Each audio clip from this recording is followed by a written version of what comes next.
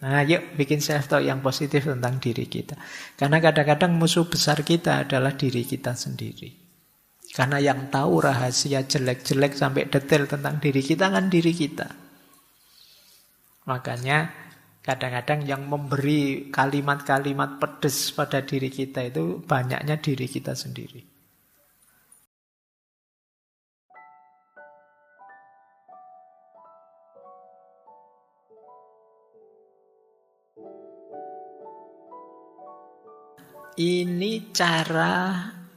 Ini tips saja, trik saja mengembangkan positive mindset dan mengatasi negatif mindset. Gimana Pak caranya biar saya bisa lebih positif, terhindar dari pikiran yang negatif, mindset yang negatif? Yang pertama, mari fokus pada kelebihan dan capaian-capaian. Terus kita bersyukur. Ini akan membuat kita positif. Saya bilang tadi, tidak mungkin kalau hidup kita negatif semua, minus semua. Pasti ada plusnya. Pasti ada anugerahnya. Minimal kita masih sehat, seperti saya bilang tadi. Minimal kita masih bernafas. Minimal kita masih punya banyak teman. Dan lain sebagainya. Pasti ada. Tidak ada Pak, ya kamu kurang jeli, mungkin kamu bias konfirmasi tadi. Kalau kamu mau lebih objektif, lebih luas melihatnya, pasti banyak kok yang bisa disyukuri. Sepahit apapun, segelap apapun hidup kita. Yang kedua, tantanglah pikiran-pikiran negatif. Menantang itu maksudnya coba kamu tantang. Apa sih seandainya itu beneran, terus efeknya apa? Itu menantang pikiran negatif. Kamu kok tidak bisa sepak bola ya misalnya. Jadi kamu tadi insecure, temanmu pinter sepak bola semua. Kalau kamu tantang itu, seandainya memang saya tidak bisa sepak bola kan tidak apa-apa toh. Apa memang harus bisa? Ini namanya nantang. Kamu kok ngajinya belum lancar gitu? Ngaji belum lancar itu kan urusan keseriusan belajar. Kalau saya belajar serius kan besok insya Allah bisa kan? Ya bisa. Jadi tantang terus. Jangan biarkan merajalela di kepalamu.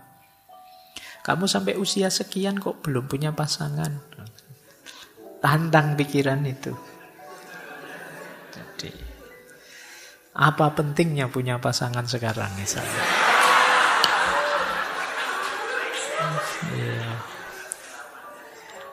Jadi tantangan terus. Kadang-kadang overthinkingmu itu bisa membunuhmu. Kamu tantang pikiran yang bulat itu, ruwet itu. Seandainya memang begitu, mau apa? Seandainya memang seperti ini, tidak apa-apa toh, manusiawi toh, kamu gitu ya. Pikiran-pikiran negatif. Biasa saja toh. Toh kalau memang mau saya bisa bangkit kok. Bisa kok saya kalau sekedar itu saja. Jadi tantang hidupmu begitu. Jangan biarkan kamu dipenjara terus oleh pikiran-pikiran negatifmu. Yang ketiga, untuk meminimalisir biar tidak ketemu pengalaman-pengalaman negatif traumatik, tetapkan harapan yang realistis saja. Keinginanmu jangan keduvuran, jangan terlalu tinggi. Jadi, saya itu Pak cita-citanya bisa menikah dengan artis drama Korea yang itu misalnya. Keduvuran, terlalu jauh, ruangnya berbeda sudah.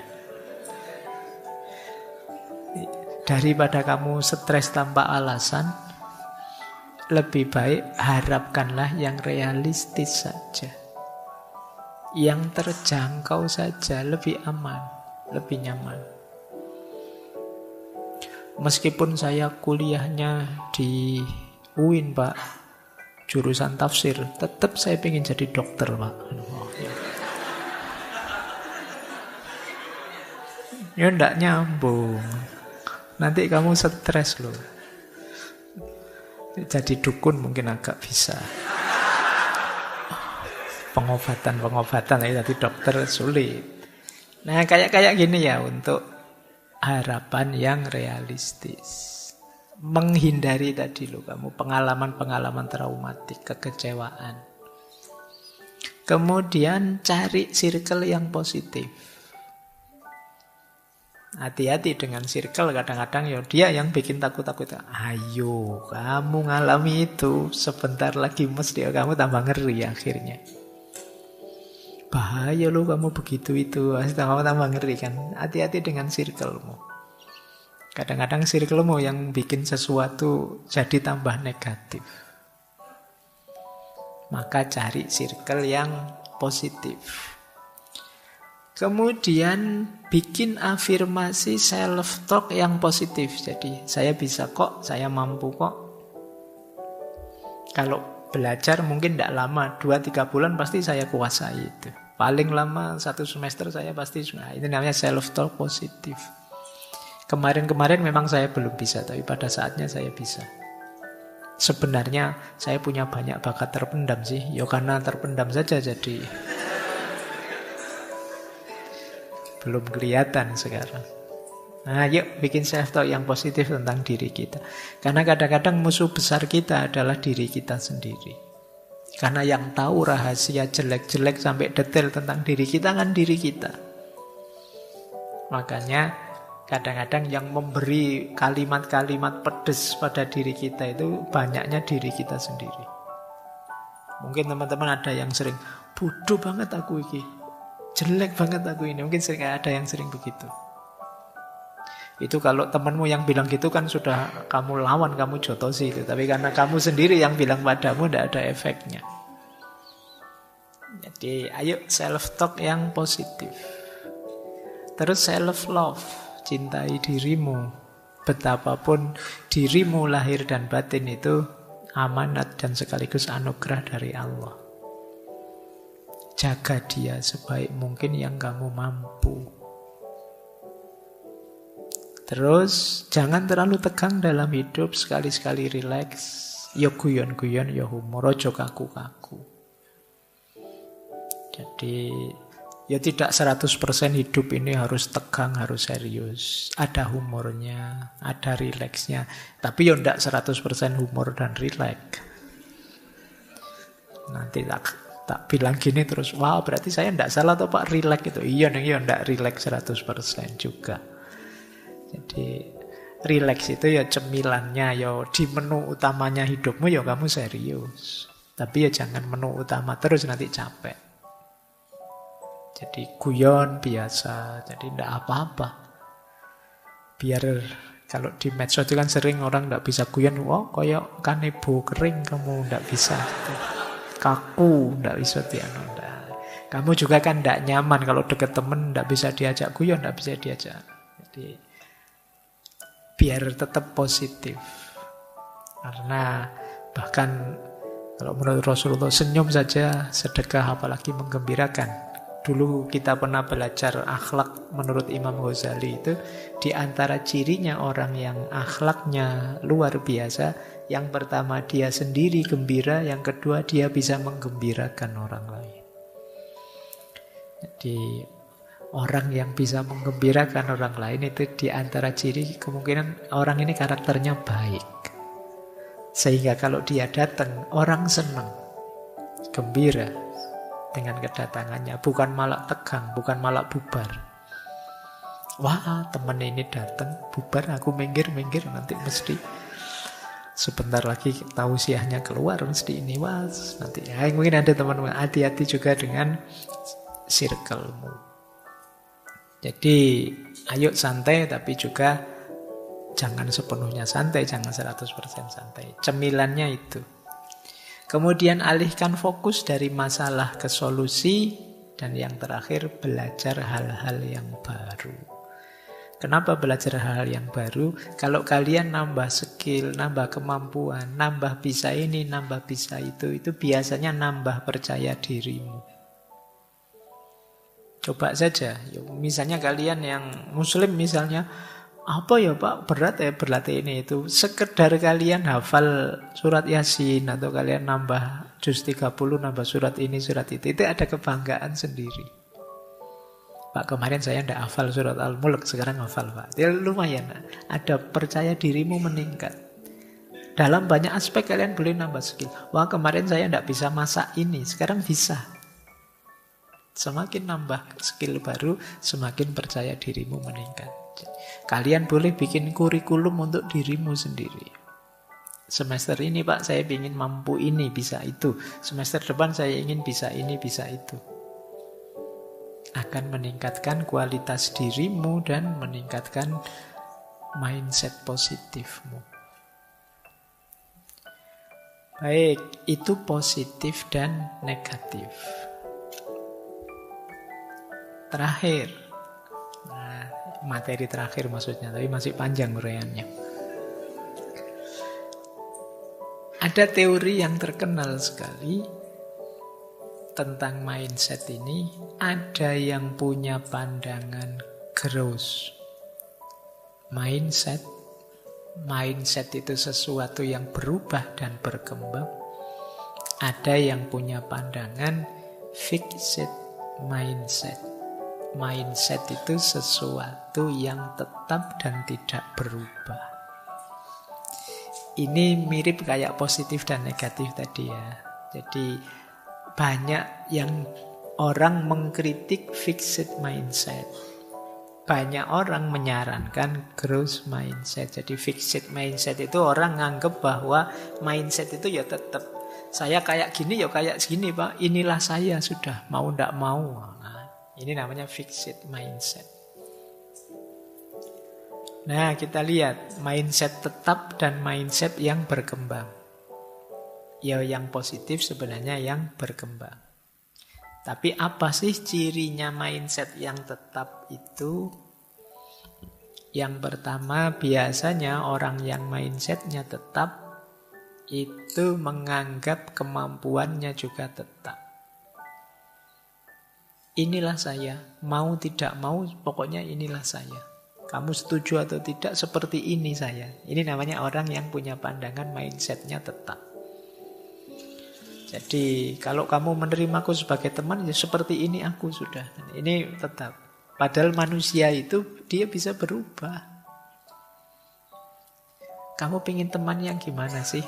Aku bisa mengusahakan, saya pingin teman yang jujur. Wah iya ya, saya kurang jujur sih sekarang. Aku akan berusaha jadi jujur lah biar bisa jadi teman. Bisa begitu. Tapi banyak di antara kita yang menganggap bahwa mindset kita itu tetap. Yang kedua cirinya, jadi teman-teman ini pandangannya mindset tetap atau tidak, biasanya orang yang pandangannya mindset itu tetap, biasanya dia takut gagal. Dan menghindari tantangan. Karena dia nganggap, ya saya bisanya ini sih sudah sampai ini. Berarti saya tidak akan mampu lagi berkembang. Berarti saya ya tetap batasku hanya ini. Akhirnya apa? Dia menghindari tantangan. Diajak apa-apa tidak mau. Nyaman di zona nyamannya. Bahasanya double ya. Nyaman di zona nyaman. Kerasan sekali di situ. Dia tidak mau keluar dari zona nyamannya karena dia takut gagal. Kalau kalian ada ketakutan gagal sehingga tidak berani mencoba, tidak berani belajar, kemungkinan kalian masuk aliran yang menganggap mindset itu tetap. Yang keempat, orang yang punya pandangan mindset tetap biasanya sulit menangani kritik. Kalau dikritik ngamuk. Itu biasanya. Kenapa kalau dikritik ngamuk? Karena dia merasa bahwa aku ini sudah final begini. Ngeritik aku berarti meruntuhkan aku yang begini. Padahal orang yang mindsetnya berkembang, wah ada orang ngeritik, apa ya kurangku, apa ya salahku, apa yang harus saya perbaiki, apa yang harus saya tingkatkan, apa yang harus saya ubah. Tapi karena dia nganggap dirinya sudah final, maka kritik itu dipandang menyerang dirinya. Karena tidak mungkin lagi ada peningkatan atau perubahan. Tapi orang yang punya pandangan mindset itu berkembang, dikritik jadi jalan untuk biar saya lebih baik lagi, lebih berkembang lagi. Nah, bagi yang kalau dikritik panas, ngamuk kalian, jangan-jangan kalian ada di mindset yang tetap ini. Ya memang dikritik itu ndak enak. Kalau ndak enaknya sih semua kritik itu ndak enak. Tapi responmu akan menentukan kamu termasuk orang yang mandek atau orang yang berkembang. Terus fokus pada hasil, bukan pada usaha. Ini fixed mindset. Pokoknya hasilnya apa, ndak melihat proses. Jadi saya sudah begini ya begini. Padahal kalau mau berusaha lebih dalam mungkin saya bisa meningkat. Menganggap potensi itu terbatas, bahwa manusia itu ya terbatas potensinya, padahal manusia itu termasuk makhluk yang bisa berkembang, bisa jadi apa saja, punya kemampuan daya adaptasi yang luar biasa. Dan orang fixed mindset itu biasanya senang membandingkan tapi secara pesimis. Siapalah aku? Aku ini bukan apa-apa, aku bukan siapa-siapa di hadapanmu. Biasanya begini sudah. Jadi membandingkan secara pesimis.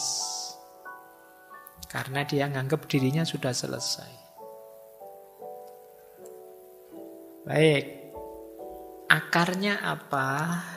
Mindset tetap ini secara umum ya. Yang pertama biasanya pola pendidikan waktu kecil.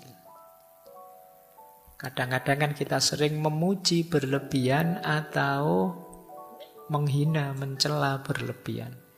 Kamu pointer banget pokoknya. Kamu goblok banget. Itu ketika ini sejak kecil polanya seperti ini ya, anak terus menginternalisasi pujian atau celaan itu sebagai pasti. Baik sebagai saya ternyata pinter dan titik di saya pinter itu, atau saya ternyata tidak pinter, saya bodoh dan titik di situ. Jadi lupa bahwa manusia itu naik turun berkembang. Jadi apa tidak boleh Pak memuji kamu sangat pinter? Ya boleh saja sih, tapi mungkin akan lebih produktif kalau kamu pinter, tapi kamu bisa meningkat lebih tinggi lagi. Kalau mau belajar, kalau mau konsisten. Kamu kurang pinter sih, tapi pasti kamu bisa ngejar teman-temanmu kalau kamu tekun. Ini menurut saya kalimat yang lebih positif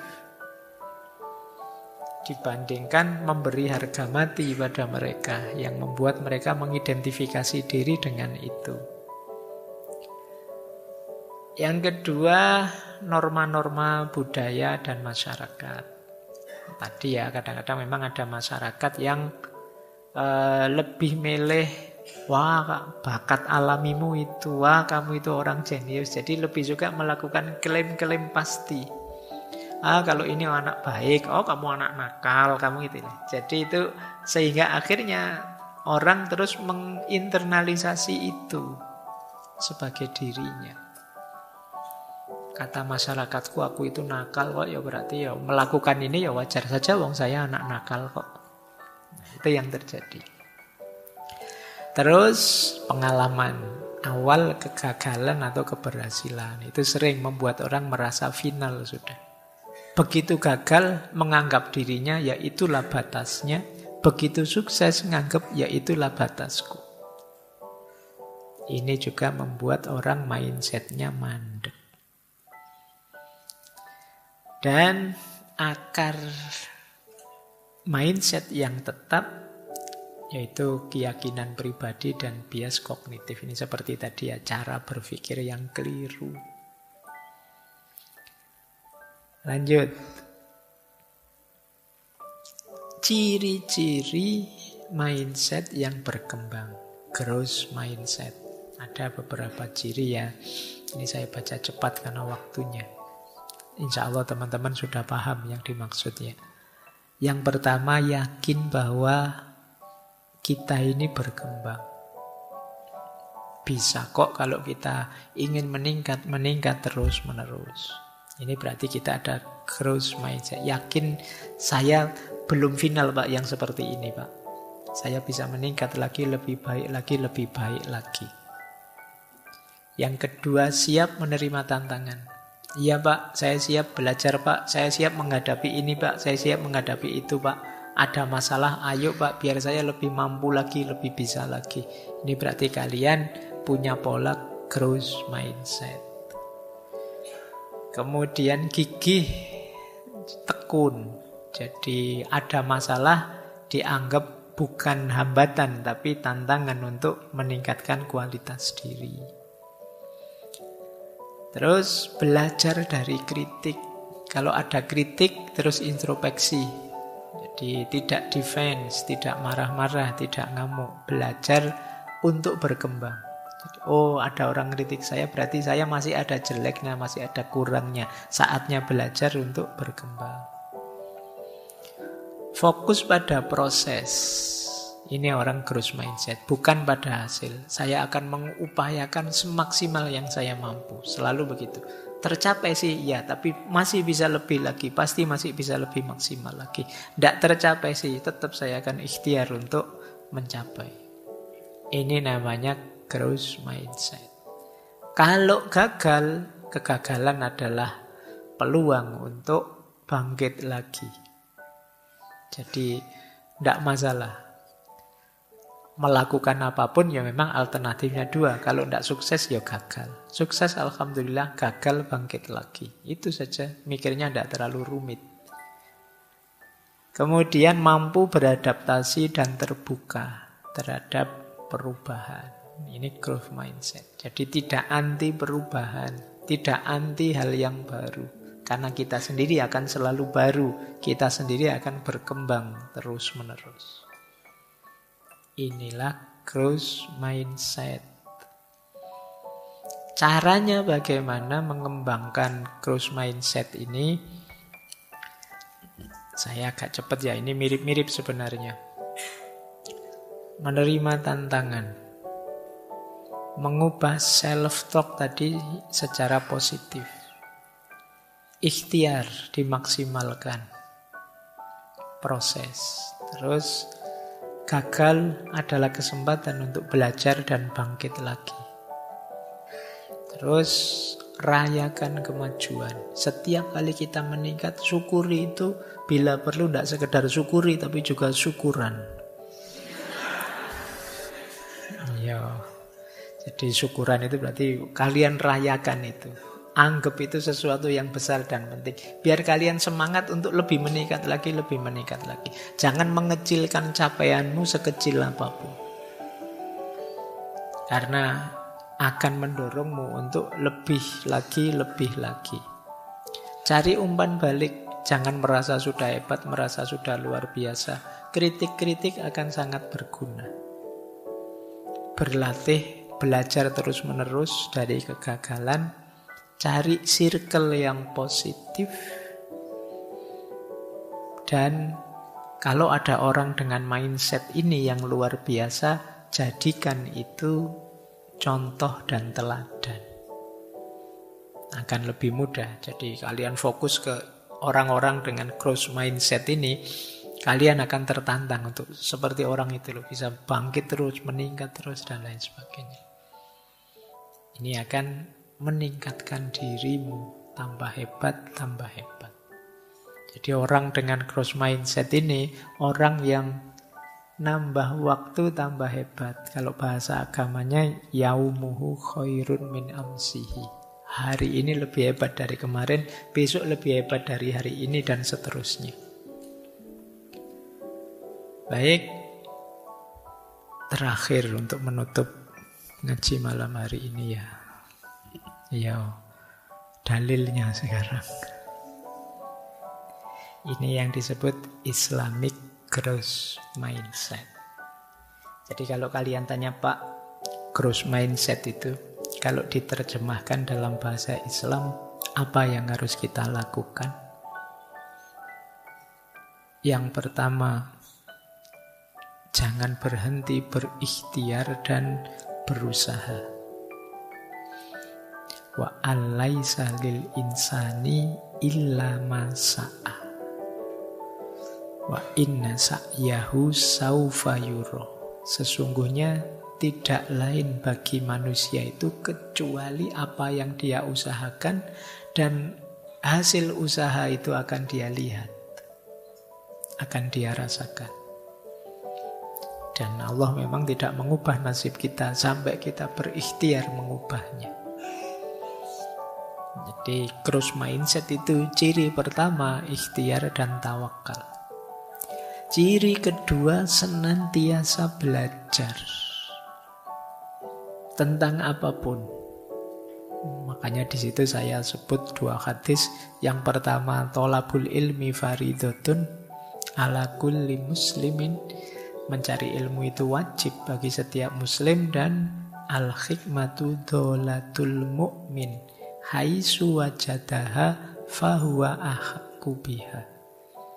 Hikmah itu barang hilangnya seorang mukmin. Dimanapun menemukannya, maka dia berhak atas itu. Jadi kalian silahkan belajar apapun, dimanapun, tentang apapun. Begitu ketemu hikmah, ambil saja. Hikmah itu sesuatu yang bermanfaat, yang berguna, yang maslahat untuk hidupmu. Kalau ketemu itu belajar tentang apa saja, di mana saja, ambil saja karena itu dolatul mukmin, barang hilangnya seorang mukmin. Kemudian kalau sudah rumus belajar, ada rumus sabar dan tekun. Jadi sabar dan tekun meningkatkan diri, menyelesaikan tugas demi tugas, amanat demi amanat. Ya ayyuhalladzina amanusbiru wasobiru warobitu. Jadi, wahai orang-orang yang beriman, sabarlah dan bersabarlah serta tekunlah. Dan bertakwalah pada Allah, semoga kalian beruntung. Kemudian sabar dan tekun, terus muhasabah, introspeksi diri terus-menerus untuk menemukan saya masih kurang apa, harus memperbaiki apa. Itu muhasabah. Hanya orang sombong yang merasa dirinya sudah benar terus, baik terus, tidak ada salahnya. Jadi manusia yang baik itu manusia yang mau introspeksi, merenungi dirinya. Baik, itu saya nulisnya salah, yaitu surat Al-Hasyr. Ya ayyuhalladzina amanu taqullaha wal tanzur nafsum ma qaddamat lighad. Jadi itu saya tulis HR Bukhari, itu salah. Itu Al-Qur'an. Wahai orang-orang yang beriman, bertakwalah pada Allah dan tengoklah dirimu apa yang engkau siapkan untuk besok di masa depanmu. Di muhasabah, saya sudah menyiapkan apa untuk masa depan, kurang saya apa, saya punya kelebihan apa yang harus saya lakukan, apa yang harus saya tingkatkan. Dan yang terakhir, optimis, jangan putus asa, jangan menyerah. Wala tayasu min rauhillah innahu la yayasu min rauhillahi illal qaumul kafirun. Jangan putus asa dari rahmatnya Allah, karena tidak berputus asa dari rahmatnya Allah kecuali orang-orang yang kufur. Kenapa orang yang putus asa disebut kufur? Karena orang yang putus asa lupa adanya Allah. Kalau kita senantiasa sadar bahwa Allah ada dan Allah hadir, pasti kita tidak putus asa. Apa sih yang tidak mungkin bagi Allah? Tapi begitu kita putus asa, pasti di situ kita sedang melupakan Allah, mengingkari ada dan hadirnya Allah. Makanya disebut tidak termasuk orang yang putus asa itu termasuk illal qaumul kafirun. Hanya orang-orang yang kufur, orang-orang yang kafir.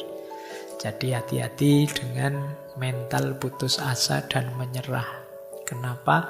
Kalau dalam agama disebut kufur, tapi ya dalam hidup sehari-hari menunjukkan kita mandek, berhenti, tidak berkembang lagi. Padahal ada Allah sih, apa yang tidak mungkin bagi Allah? Baik, saya kira itu ya teman-teman untuk malam hari ini. Yuk mulai pelan-pelan menata mindset kita, karena nasib kita, keuntungan hidup dan kerugiannya ditentukan antara lain oleh cara berpikir, cara kita merespon menanggapi hidup ini, oleh mindset kita.